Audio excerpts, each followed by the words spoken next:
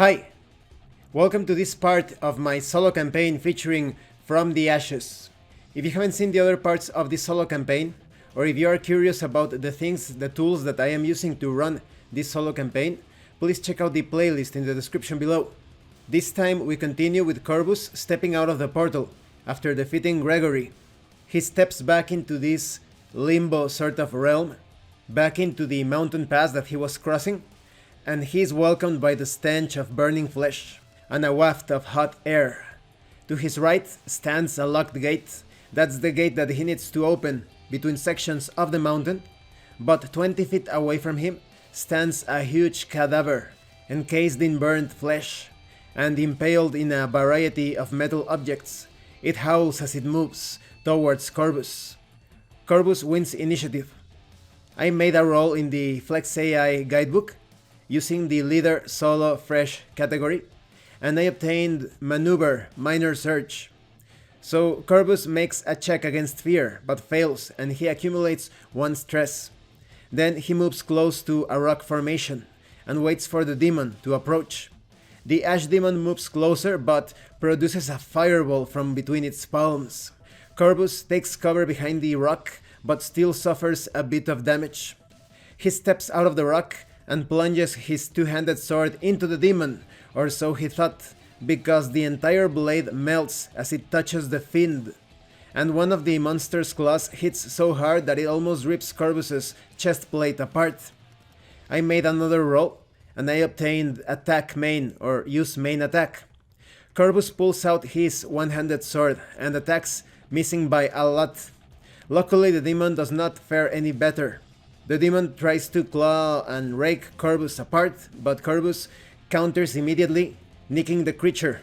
It seems magical weapons are unaffected by the hit of the creature. The monster attacks with its claws, but Corvus has pulled out his shield just in time to block. Because Corvus has injured the demon, he rerolls his save and removes the point of stress accumulated. Corvus scores another hit, but his weapon does not dig deep into the creature's skin to effectively injure it. The demon claws at Corvus, but all attacks are deflected. Corvus' sword misses its mark, and the creature manages to injure Corvus on his right arm. I made another roll to see if Corvus was going to do something different, and I obtained Secondary Attack, Major Surge.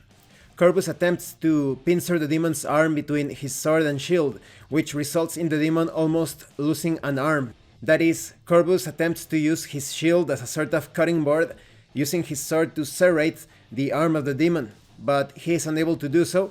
He injures the demon, but Corvus' shield melts because normal metal simply cannot withstand the hit of the demon's flesh.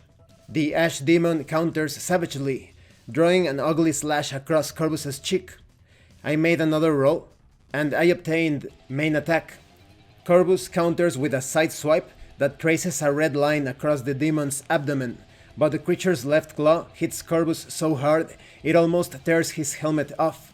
Corvus was a bit dazed by that attack and misses his retaliation, but he was aware enough to avoid the demon's savage counterstrikes.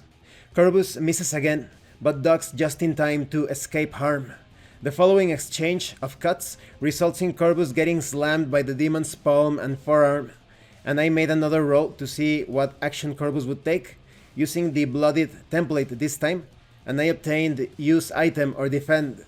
Corvus pulls out his wand, taking a chance on fire working against fire, and unleashes a point-blank fireball. His gamble pays off, for although the creature emitted terrifying hit, the magical flame of Corvus' wand burned him to a crisp. Corvus was badly injured in the process. He was badly burned, but the demon was no more. After recovering for a bit, 100 souls were used to unlock the gate. He obtained many souls from the Ash Demon, of course, and Corvus uses the Jawbone of Remembrance that he found in Gregory's quarters to head back to town. And this concludes this part of the solo campaign. The battle was quite exciting and very unpredictable, but I am more excited about the next part of this solo campaign. Corvus is once more going to cross this accursed lands, and I want to use the motif generator, I forget the name, well, that set of tables, and I will put a link to that in my next part, that determine the course of action of a player character or non-player character, to see what Corvus will attempt as he encounters different dangers as he's moving through this land of the undead. Thank you for watching this part of the solo campaign. If you have any comments or questions, please let me know. And thank you so much to those of you that have been supporting the channel by sending drive-thru RPG gift certificates. If anyone else wants to further support the channel, the information on how to do that will be in the description below. Once again, thank you, and see you later.